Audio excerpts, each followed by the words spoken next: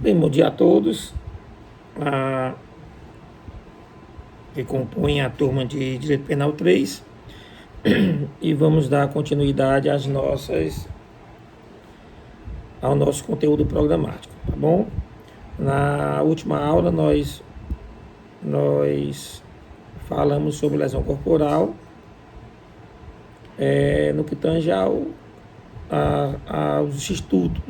institutos genéricos, né, que compõem e que caracterizam este crime, e o artigo 129 caput, tá bom? Como vocês sabem, é o artigo mais longo, tá certo? Do Código Penal. Então, eu vou agora dar continuidade e falar sobre as modalidades da lesão corporal. Tranquilo? As modalidades da lesão corporal. Vamos falar sobre a lesão corporal grave, a gravíssima, a que nós chamamos também de privilegiada, lesão corporal seguida de morte, ou que nós chamamos também de homicídio preterintencional. E é isso, tá bom? E na próxima aula, aliás, antes de segunda-feira, eu devo enviar um mini vídeo para a gente encerrar a parte de lesão corporal falando sobre a culposa, tranquilo?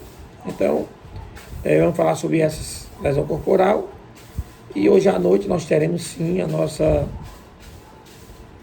nossa aula ao vivo, e aí vocês podem tirar dúvidas a respeito do crime de lesão corporal, tranquilo? Tá bom?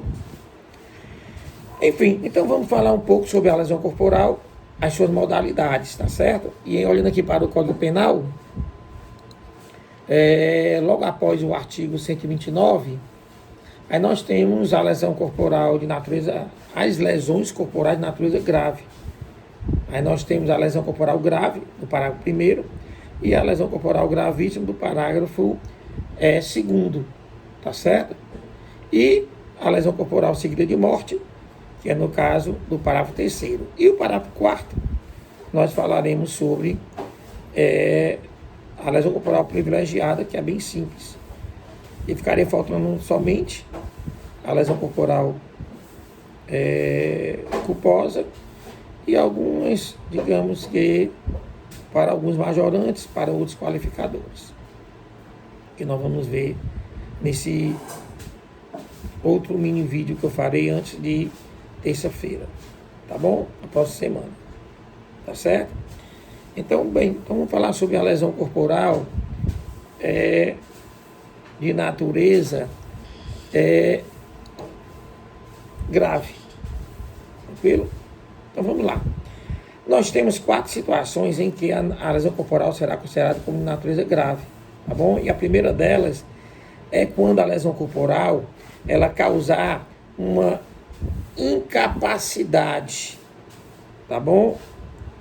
Ocupacional habitual, tá bom? Da vítima por mais de 30 dias, tá bom? Então, quando a gente fala de incapacidade ocupacional habitual, a gente está falando de qualquer atividade rotineira da vítima, tá bom? Essa atividade tanto pode ser física, como poderia ser mental ou psíquica, tá certo? Mas essa pessoa, essa vítima, ela ficará assim afastada de sua rotina, tá bom? Por causa da lesão que sofreu. Obviamente, já que a lei exige, né, por mais de 30 dias, e sendo a lesão corporal um crime de dano, necessário se faz a comprovação dessa lesão. Então se faz logo de início o laudo pericial, tá bom? Para constatar a lesão corporal, e para constatar a sua natureza grave, tá bom? Do parágrafo 1º, necessário se faz uma perícia complementar, tranquilo? uma perícia complementar, que é feita depois do 30º dia, tá bom? Para se constatar a gravidade pelo tempo. Obviamente que algumas dessas lesões, elas podem ter superficialmente desaparecido. É necessário se faz uma perícia, às vezes, indireta, ou um laudo indireto, através de testemunhas e de pessoas técnicas. Você pode comprovar que mesmo elas estando superficialmente desaparecidas, mas o motivo do afastamento ainda permanece, ainda subsiste. Tranquilo? Tá bom? Aí vem algumas dúvidas, né? Professor, necessário que se faça que essa atividade seja lucrativa? Não. É atividade habitual, rotineira. Às vezes, apenas de poder fazer uma caminhada, por exemplo, não tem nada de lucrativo financeiramente, mas não é necessário que seja lucrativo, tá bom? E a idade da vítima importa? Não, também não. Não importa a idade da vítima, se ela já está aposentada ou não, se ela já está bem velhinha ou não, entendendo? Ela passa o dia todo sentadinha, tá bom? A rotina dela é essa, mas não pode ficar sentadinha, vai ficar deitada por mais de 30 dias por causa da lesão. Tá vendo aí? Não importa a idade, tá bom? O que importa é que essa atividade seja lícita, tá bom? Essa atividade que você vai ficar afastado por mais de 30 dias seja lícita. Não se exige que seja moral.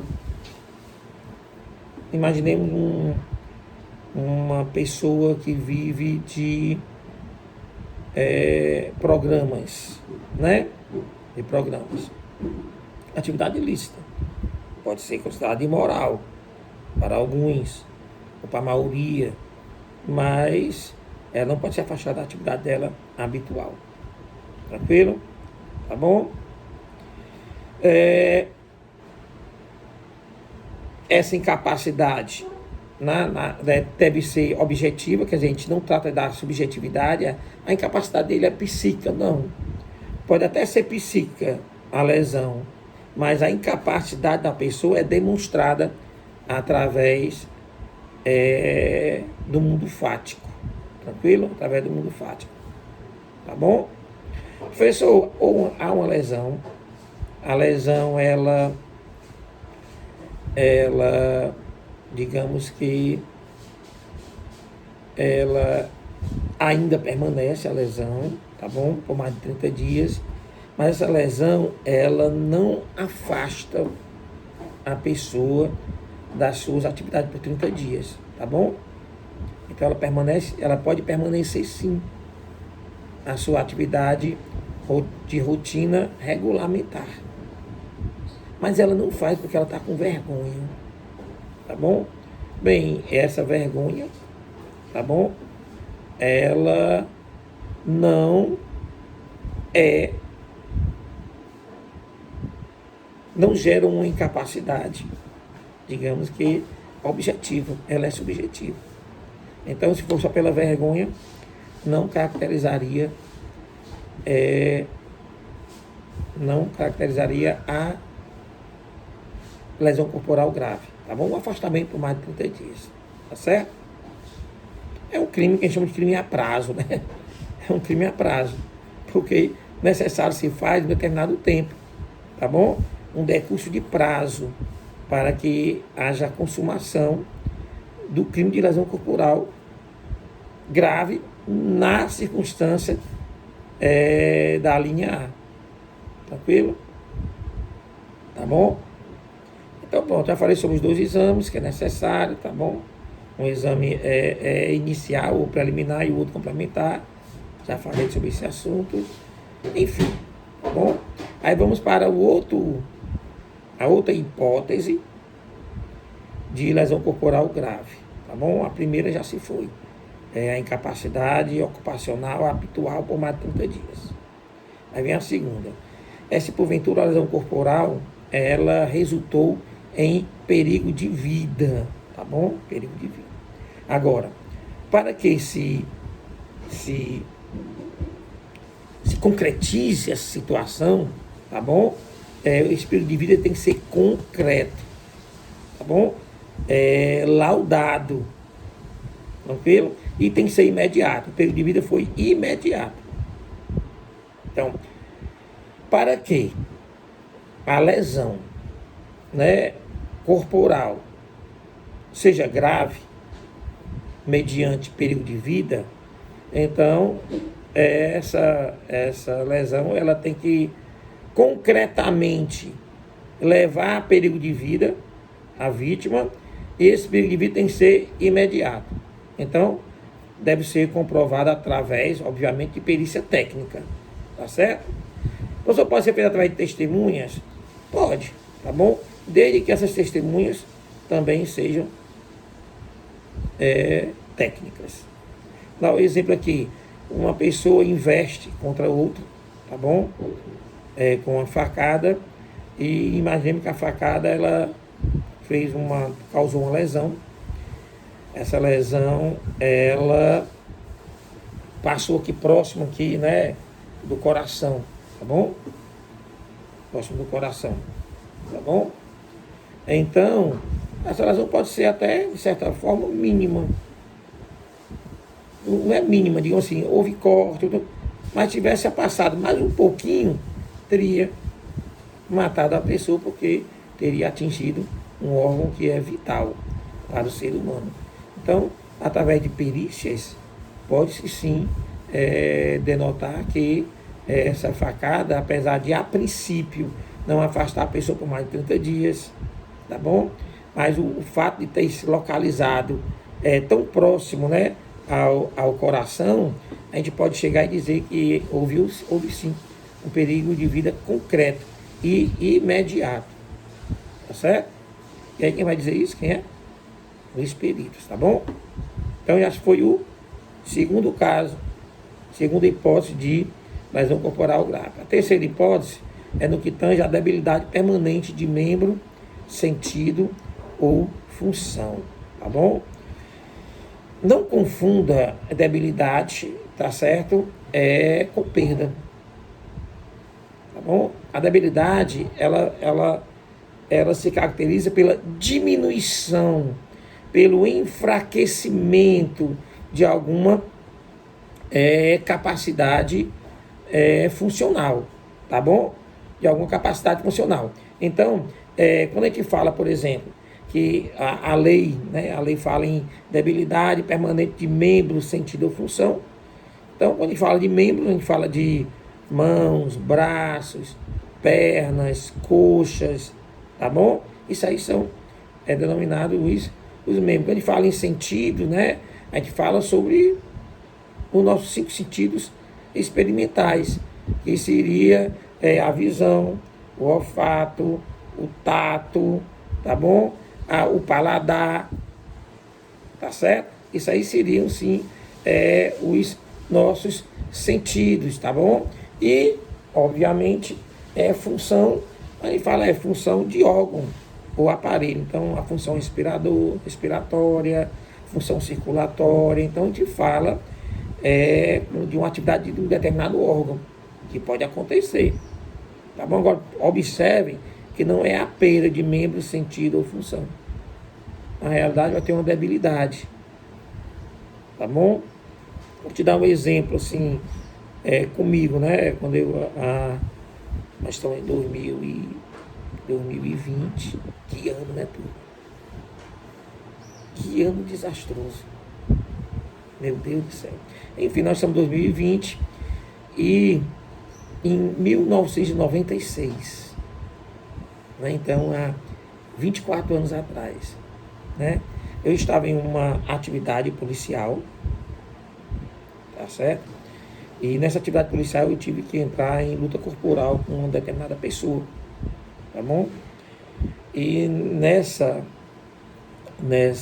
luta corporal, tá bom? Ele, de posse de uma arma e tentando, né, obviamente, tirar a minha vida, mas ele deu um tiro que foi próximo ao meu ouvido, né? Ao meu ouvido. Pronto. Eu tive uma debilidade permanente. Aqui eu só os 40%. Só os 40%. Quer dizer, eu tive uma debilidade permanente de um sentido, que seria a audição. Tá bom? A audição. É um exemplo. Tá bom? Obviamente, que esse sujeito ele não respondeu por isso, né? Ele respondeu, na época, por tentativa de homicídio. Tá bom? Mas não vou entrar em detalhes. Né? Qualquer dia desse a gente pode conversar sobre esse assunto, que é uma história bem interessante. Mas dou um exemplo, né, de uma debilidade permanente, né, de um sentido. Tranquilo? Tá bom? Professor, a recuperação, né? Se eu recuperasse, por exemplo, excluiria o crime? Não, tá bom? E se, porventura, se eu recuperasse muito tempo depois? Porque às vezes acontece o seguinte, ó, determinadas debilidades, elas, com o decorrer da evolução da medicina, pode ser que surja um novo tratamento e essa debilidade, ela deixe de existir, tá bom? Mas o que vai contar é a capacidade, né, da medicina na época, tá bom? Professor, se eu preciso corrigir com cirurgias, também não exclui o crime, tá bom? Porque a vítima ela não é obrigada a passar por processo cirúrgico, não é obrigada a passar por um processo cirúrgico. Pode ser sim, que se a cirurgia não for uma cirurgia muito simples, né, muito simples mesmo, tá bom? Nesse caso,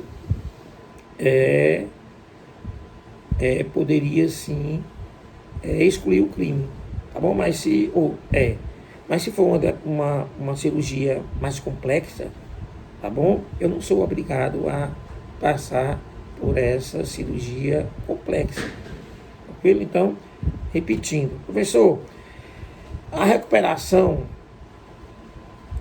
exclui, tá bom? A recuperação da debilidade não exclui o crime. Uma cirurgia exclui o crime? Também não, tá certo? Agora, o que a gente vê na jurisprudência é que, às vezes, essa cirurgia, ela é uma cirurgia simples, tranquila. Então, nesse caso aí, poderia, sim, excluir o crime. Obviamente que responderia por lesão corporal leve e todas as custas, né, seria por conta, obviamente, de quem cometeu o crime de lesão. Tá certo? Professor, eu tive uma perda de um órgão. Não foi a debilidade, não. Eu perdi um órgão.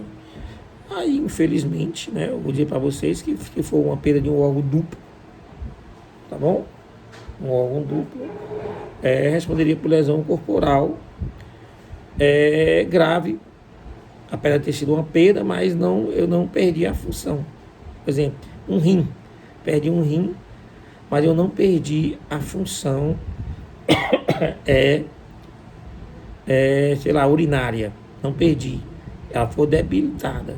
Então, lesão corporal leve. E dentes. Eu perdi dentes, tá bom? Em uma luta corporal, eu perdi dentes. Aí, depende se ela vai ser grave ou leve. Depende se você vai ter debilidade ou não nessa função de mastigar, por exemplo. Pelo que eu digo a você, é que em termos de dentes, né, em termos de odontologia, nós estamos bem avançados. Então, hoje a gente pode substituir os dentes, a gente pode... Agora, obviamente, que às vezes nós temos algumas determinadas cirurgias dentárias que elas são complexas. E às vezes a pessoa não quer passar. E nesse caso aí, iria sim ser lesão corporal grave. Agora, se for uma cirurgia simples, tá bom? Um procedimento cirúrgico simples, excluir o crime. Tá certo? Tranquilo? Pronto, nós já vimos capacidade ocupacional habitual, nós já vimos já a debilidade permanente, né, de mesma função, e vimos também o perigo de vida. E a última hipótese, que implicaria na gravidade da lesão corporal seria no caso da aceleração do parto. Né? Lembre-se que a aceleração do parto não é aborto, é a aceleração do parto, tá bom?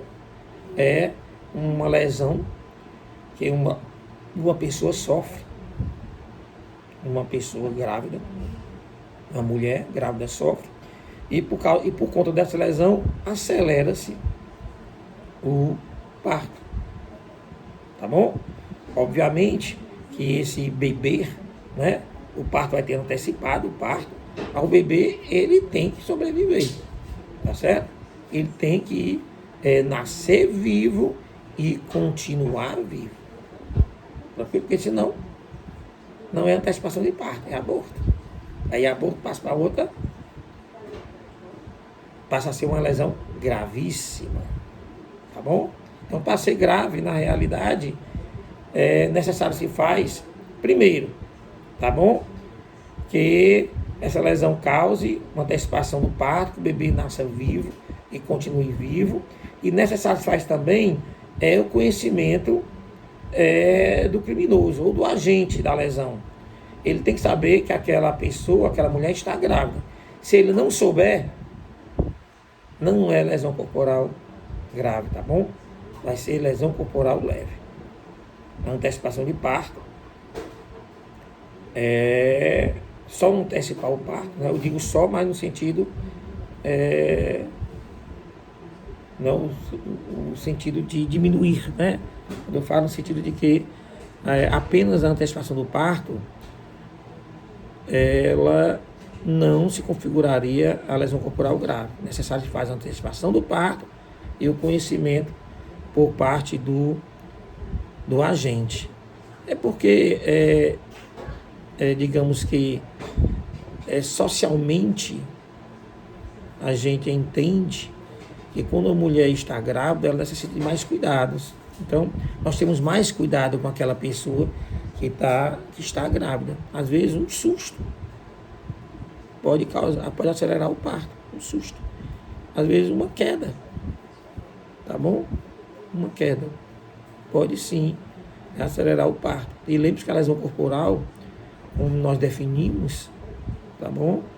Essa lesão, ela pode ser física ou psíquica, tá certo? Ela pode ser física ou psíquica. Tranquilo? Então, em termos de parto, a aceleração do parto é assim. Tá? Agora, professor, e se o bebê nascer morto? Se o bebê nascer morto, ou ele morre logo depois, tá certo? Nós estaríamos diante de aborto. E aborto é lesão corporal gravíssima, como nós vamos ver nos próximos minutos agora. Tá bom? Então, nós vimos aí 4 hipóteses em que, tá bom? 4 hipóteses em que a lesão corporal ela seria classificada como grave, tá certo? Aí vamos agora para o parágrafo 2º, tá bom? Deixa eu ler aqui o parágrafo 1º logo, o que acontece, né? Artigo 129, né? Ofender a integridade corporal ou a saúde de outro. E a pena, detenção de 3 meses a 1 ano, na lesão, no caput, na lesão simples. Na grave, né? O que acontece? A pena vai para reclusão de 1 ano a 3, de 1 ano a 5 anos, tá bom? De 1 a 5 anos de reclusão. Quando a lesão corporal ela é gravíssima, aí estamos aqui no parágrafo 2º, eu vou já ler cada um desses, são 5 casos, e aí a reclusão é de 2 a 8 anos de reclusão. O negócio pesa mais, tá bom?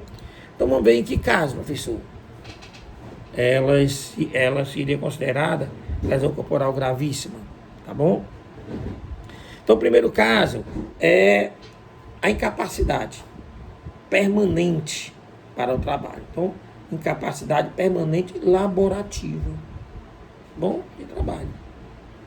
Na primeira, é só incapacidade ocupacional, tá bom? Ocupacional habitual, por mais de 30 dias. Agora não. Agora é permanente e voltada para o trabalho, tá bom? Quando a gente fala permanente, é longa, né? Uma lesão que seja longa e duradoura, que causou incapacidade. Não é a lesão, a incapacidade, ela é longa e duradoura, tá bom? Sem limite de tempo. Tá certo? Eu tenho um cliente que ele teve essa incapacidade laborativa declarada por peritos da área trabalhista. Foi um acidente de trabalho. Bom, ele ficou com uma debilidade, mas a debilidade dele é mental. Tá bom? É mental. Aí na época, né, e ainda não prescreveu o crime ainda, né? Ainda pode ainda, se ele quiser, ainda pode ainda provocar, né, um conhecimento por parte de uma autoridade policial, que depois, né, chegaria ao conhecimento do MP, quem sabe, né? Poderia ainda incorrer em crime. Agora, na realidade, não pode ser contra a pessoa jurídica, ele tinha que identificar as pessoas que lhe causaram essa incapacidade, né, permanente, mental para o trabalho. Tranquilo? Tá bom? Então aqui a atividade tem que ser remunerada. Enquanto lá na lesão corporal grave não precisa ser laboral, você lembra? Não precisa ser laborativa, não precisa ser remunerada. Agora aqui precisa, tá bom? Então há uma comprovação, há um prejuízo financeiro, tá certo? Financeiro. E essa incapacidade ela é genérica, tá bom? É para qualquer trabalho. Tá certo? Para qualquer trabalho. Eu discordo, tá bom? Eu discordo. Às vezes você pode ter uma lesão corporal que ela vai te causar uma incapacidade permanente para o teu trabalho, mas não para outros trabalhos. Tá bom? Na minha opinião, ele continua ainda sendo lesão corporal gravíssima. É um caso que se pode, né, estudar em termos jurisprudenciais e doutrinários. Bom, quem quiser fazer essa pesquisa, tá bom? A gente pode trabalhar junto, só pedir minha ajuda que eu posso até auxiliar na construção desse sumário, né? Sumário desse trabalho científico, tá bom? Na minha opinião, para mim, para o seu trabalho e não para qualquer trabalho. Então, quer dizer, essa capacidade para mim não precisa ser genérica, não, ela pode ser específica. Tranquilo? Tá certo? Então vamos lá. O que mais? O que mais? Segunda hipótese, tá bom? Primeira já foi, incapacidade permanente para o trabalho. A segunda, enfermidade incurável. Quer dizer, você sofre uma lesão e dessa lesão você tem, tá bom? Uma enfermidade incurável para a época da lesão. Para a época da lesão. Porque algo incurável é algo que não pode ser combatido com a medicina da época do crime. Não pode, não dá. Tá certo? Pode acontecer. Então, sei lá, você sofre uma lesão corporal, imaginemos, sei lá, um corte provocado por alguém, e desse corte você pode pegar aí uma doença que hoje é considerada incurável. Pode ser até que você pode chegar a uma cura lá na frente daqui a alguns anos, mas na época da lesão ela era considerada incurável, tá bom? Essa enfermidade incurável pode ser enfermidade física ou psíquica, como qualquer outra, eu já falei, de lesão, tá bom? Necessário se faz, com certeza, o exame pericial. Pessoal, se necessário for, por exemplo, né, uma cirurgia, a possibilidade da cirurgia, ela exclui o crime? Não exclui, o crime subsiste, tá bom? Obviamente, a cirurgia ela foi de grande complexidade. Foi uma cirurgia simples. Aí nós temos a jurisprudência que diz que poderá sim haver a exclusão, do crime. Quer dizer, o crime não subsistiria se essa enfermidade incurável pudesse ser tratada com uma cirurgia simples, tá certo? E, obviamente, né, tendo em vista que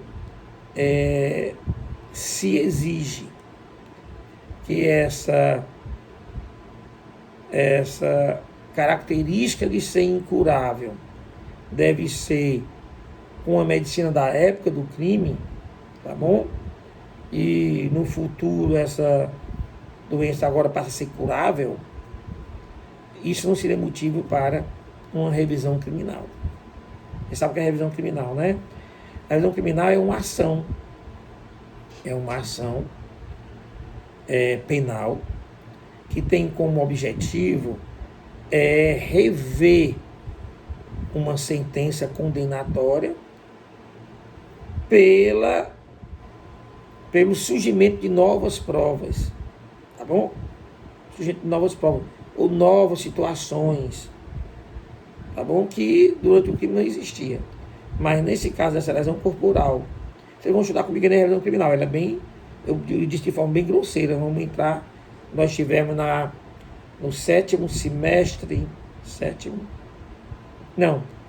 no oitavo semestre, aí vocês vão ver com mais profundidade a revisão criminal comigo, né? A gente leva uma aula todinha só para falar sobre ela, mas a princípio é isso.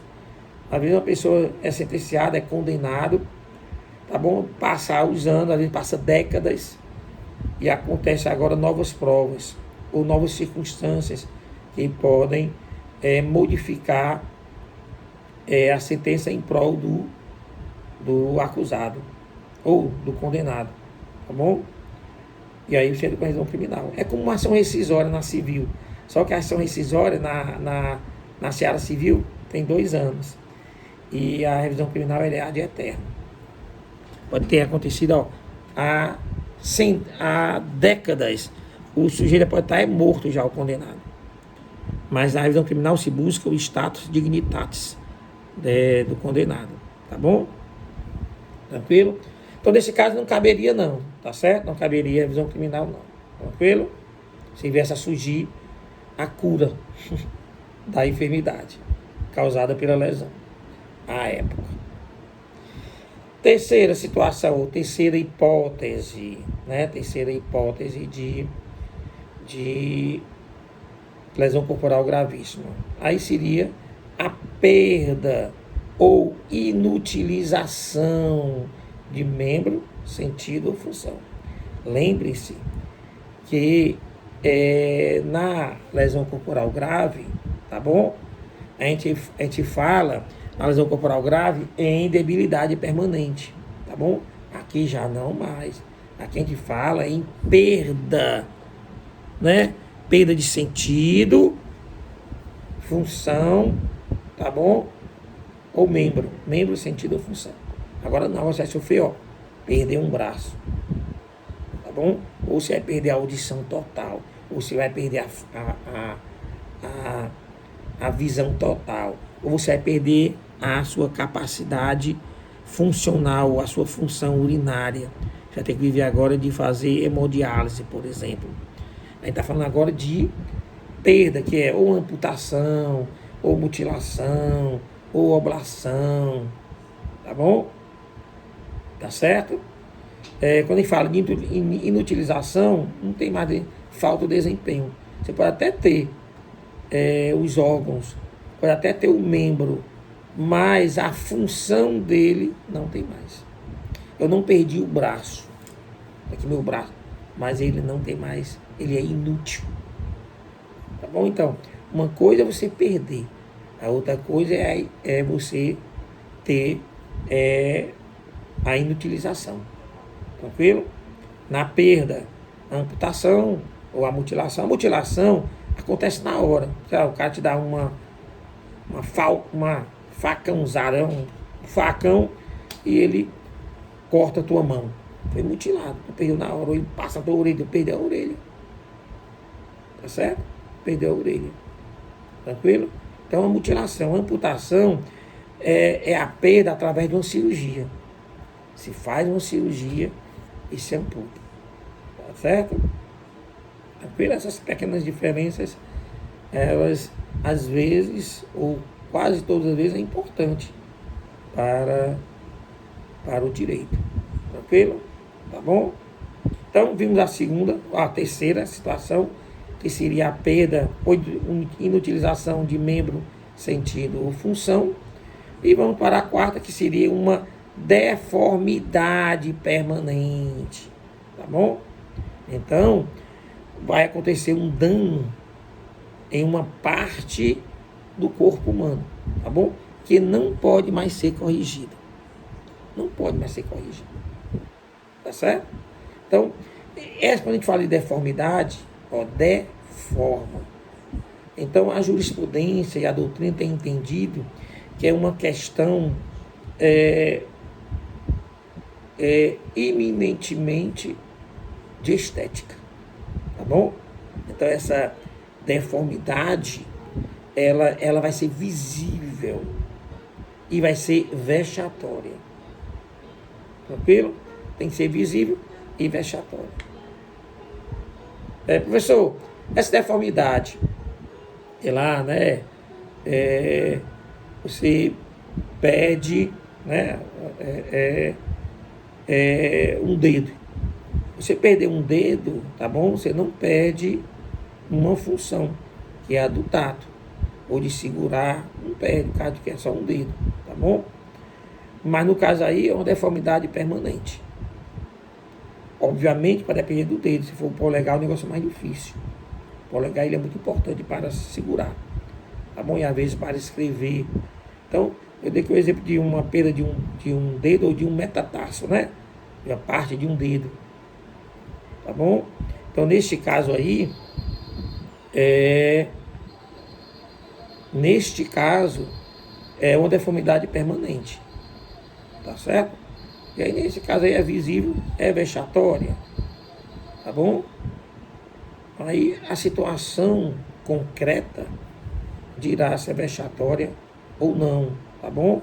O advogado vai ter que demonstrar isso, tá certo? Mas o que eu digo para você é o seguinte, é que a cirurgia, uma cirurgia plástica, já que é estética, uma cirurgia plástica, a possibilidade de uma cirurgia plástica, tá bom? Não exclui o crime, tá certo? Porque a vítima não é obrigada, tá certo? A passar por uma cirurgia plástica. Aí vem aquela história, pessoa, depende da complexidade da cirurgia, aí eu digo a você, jurisprudencialmente, sim. Se for uma cirurgia simples, tá bom? Que pode ser remediada, acredito que possa ser excluído. Obviamente que essas custas todas seriam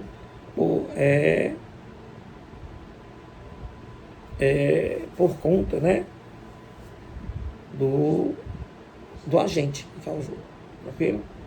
Houve uma deformidade, tá bom? Imaginemos que a pessoa perdeu a orelha.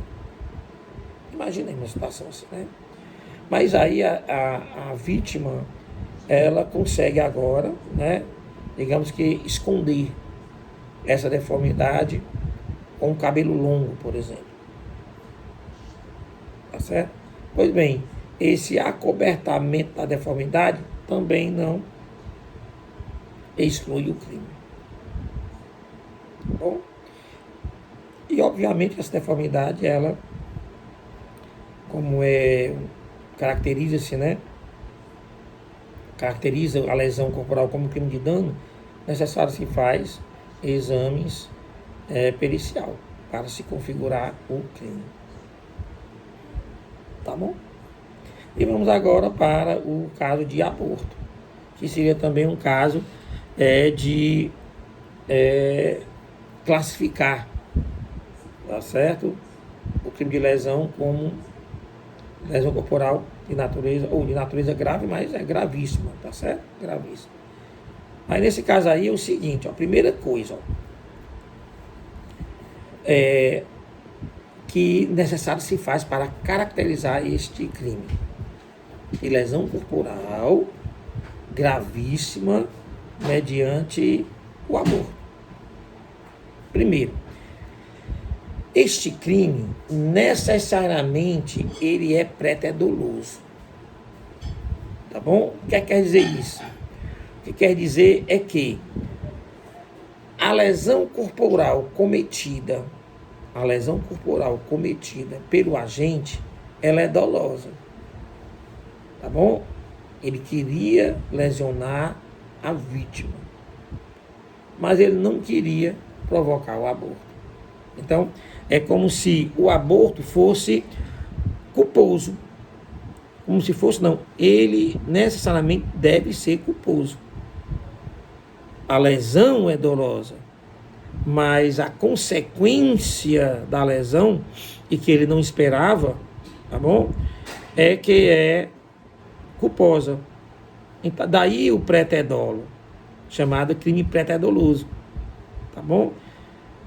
Tá certo? As consequências advindas da prática criminosa foram bem mais gravosas do que aquelas esperadas pelo agente criminoso, tá bom? Entenderam? Então, primeira coisa a observar, estamos diante de um crime preter-doloso. E como é um crime preter-doloso, tá bom? É necessário se faz que o agente não tinha intenção de provocar o aborto. Ele tinha intenção de apenas lesionar. Tá certo? Lesionar.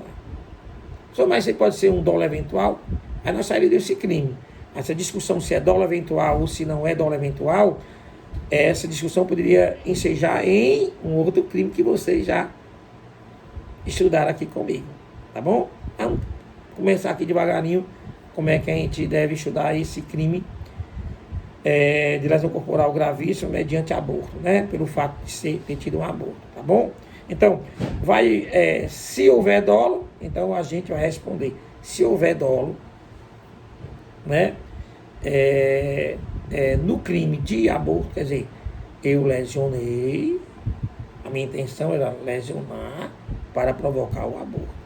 Então, se houver dolo no fato do aborto, quer dizer, o agente tinha intenção de, com a lesão, provocar o aborto, aí ele vai responder em concurso formal, imperfeito, tá bom?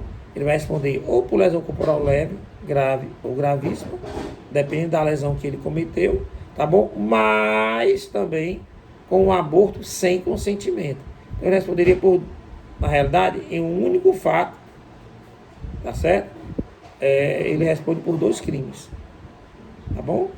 Responderia por 2, porque a gente chama de concurso formal imperfeito. Tá certo? Imperfeito, ele vai responder por 2 crimes. Tá bom? Tá certo? Então, bem. Então, primeira característica. O crime ele é preter-doloso e, consequentemente, o efeito, a consequência aborto não era a intenção do agente.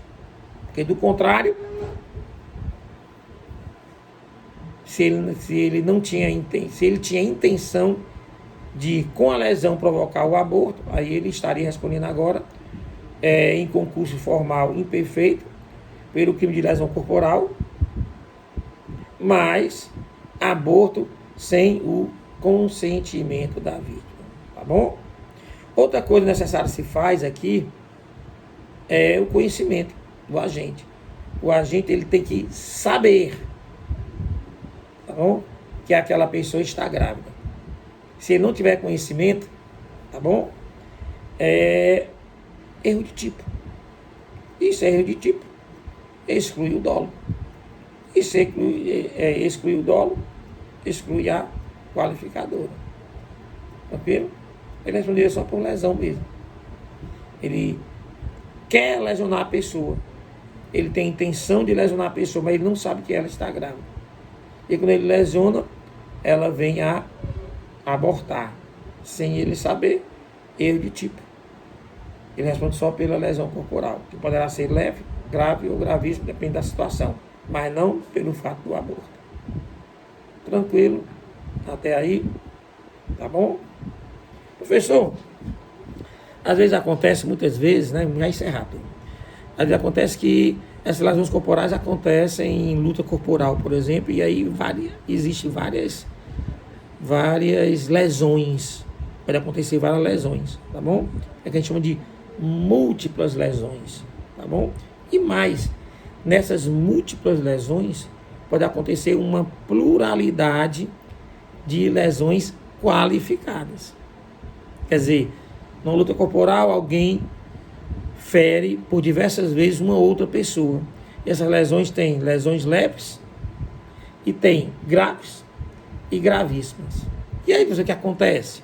Aí, nesse caso, quando nós estamos diante de uma pluralidade de lesões corporais qualificadas, quer dizer, grave, gravíssima, gravíssima. Nesses casos, o que acontece? É considerado um crime único. Você responde só por um crime. Lesão corporal, tá certo? Grave ou gravíssima. Agora, professor, ele cometeu uma grave e uma gravíssima. Ele responde pela gravíssima. E a grave vai ser circunstância judicial desfavorável. Duas gravíssimas, responde só por uma gravíssima. A outra, condição judicial desfavorável. Ele cometeu duas lesões, uma grave e uma grave. Duas graves. Responde só por uma grave, a outra é condição judicial desfavorável. Tranquilo? Até aí? Então ele responde só pela mais grave. Tá certo? Lesão corporal grave e leve. Responde só pela grave. E as leves? Circunstâncias judiciais desfavoráveis. Tranquilo? Essas circunstâncias judiciais desfavoráveis, dentro daquela da trifase da dosimetria da pena, é a primeira logo, né? A primeira a ser levada em consideração. Tá bom? E aí, para encerrar a aula de hoje, a gente fala sobre a lesão corporal seguida de morte. Tá certo? E aí, nesse caso, para começar, tá bom? Para começar também, essa lesão corporal seguida de morte, ela é preterdolosa, tá bom? É o chamado homicídio preterintencional, também conhecida, né? Como preterintencional, quer dizer, você lesiona a pessoa, a sua intenção é de lesionar a pessoa, tá bom? Só que essa lesão vem, logo após a sua lesão, a pessoa vem a falecer dessa lesão. Então, nesse caso aí, ele responderia, tá bom? Por lesão corporal seguida de morte. E aí, qual é a pena? Deixa eu ver aqui. É uma pena pesada. Pronto, é o parágrafo 3º. Diz assim, ó, se resultar morte e as circunstâncias evidenciam que o agente não quis o resultado, preterdoloso, nem assumiu o risco de produzi-lo, reclusão de 4 a 12 anos. Tá certo? De 4 a 12 anos. Como é que isso acontece? Acontece às vezes, turma, que você pega um pedaço de pau, por exemplo, né? E lança-se contra uma pessoa. Só que acontece de que essa lesão provocada pela paulada, tá bom? Sei lá, atinge a cabeça, cria-se ali um traumatismo crânioencefálico, e daí a pessoa vem a falecer.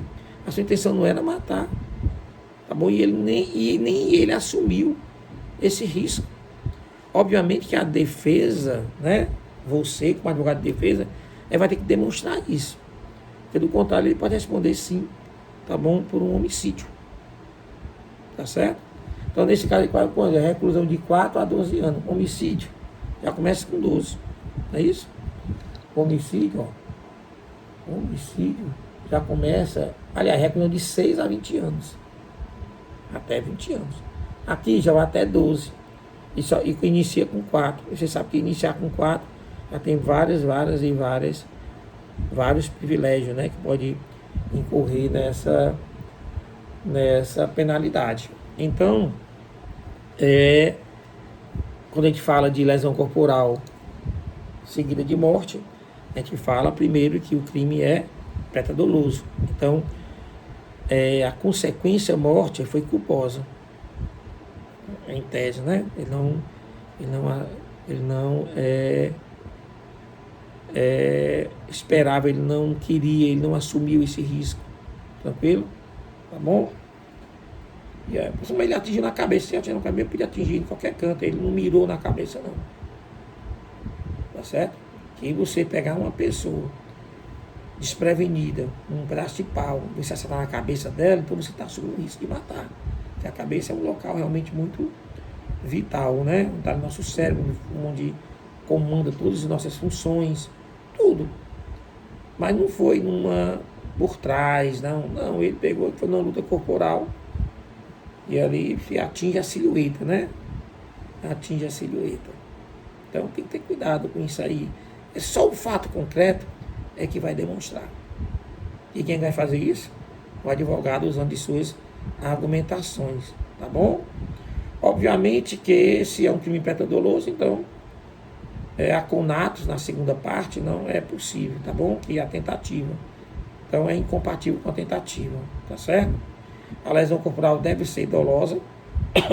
Se for culposa, ninguém responde. Quer dizer, eu lesionei alguém de forma culposa. Eu lesionei de forma culposa.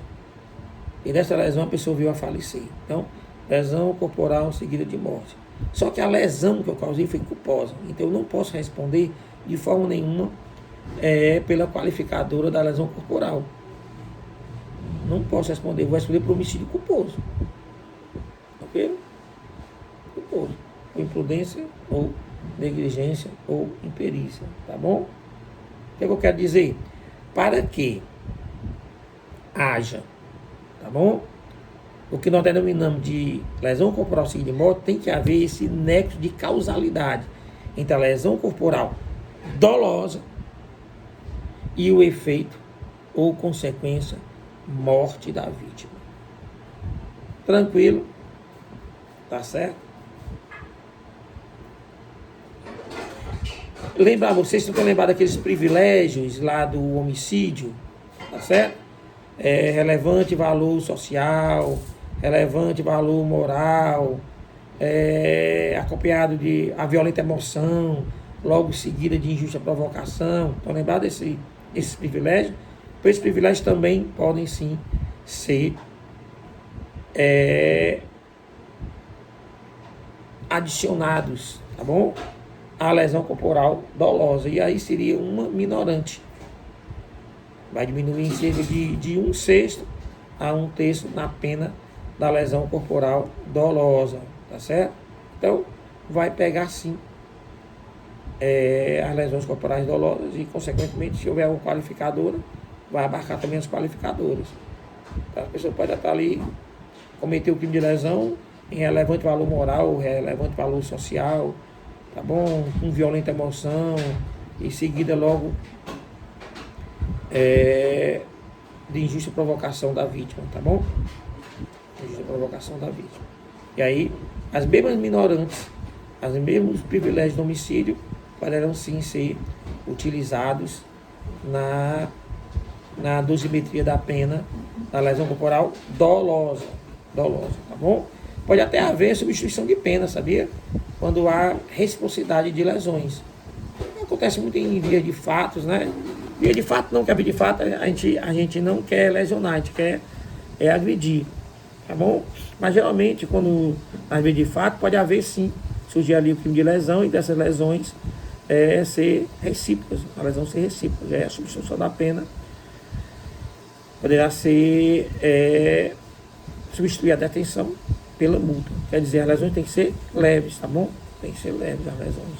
Então pode acontecer de uma substituição de pena em caso de lesões corporais leves recíprocas.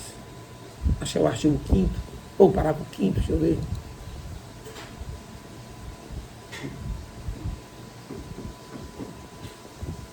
Substituição da pena. O juiz, não sendo grave as lesões, então tem que ser lesão leve, pode ainda substituir a pena de detenção pela de multa, tá bom? Se ocorre qualquer das hipóteses do parágrafo anterior, tá bom? Porque ele é relevante valor moral, relevante valor social, violenta emoção, né? seguido de injusta provocação da vítima. Então, pode haver substituição da pena, tá bom? Isso é as 2 folhas recíprocas. Tá certo? Tranquilo? Então, pronto. A gente fica por aqui. Na próxima aula, a gente fala sobre o artigo ou parágrafo 6º, a culposa, o usualmente de pena e a cadeia de violência doméstica. Próximo vídeo. Nós estamos já com quase 1 hora de aula. Então, se cuidem, tá certo? E à noite a gente conversa sobre essa matéria. Tranquilo? À noite. Tchau, tchau. Saudades de vocês.